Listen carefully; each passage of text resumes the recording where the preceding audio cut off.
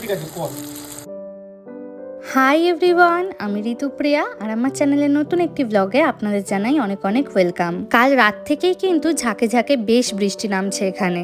রাস্তাটার অবস্থা একবার দেখুন, বেশ অনেকখানি কিন্তু পাতা পড়েছে এবং ওয়েদার রিপোর্টে এই সপ্তাহটা কিন্তু পুরোটাই বৃষ্টি দেখাচ্ছে। বৃষ্টির দিনে খিচুড়ি খেতে তো সবারই ইচ্ছা করে, তবে ঘরে অনেক কটা দিন ধরেই একটা ঝিঙে পড়ে রয়েছে। ওই ঝিঙেটা দিয়েই ভাবছি আজকে একটু আলু ঝিঙে পোস্ত বানাবো।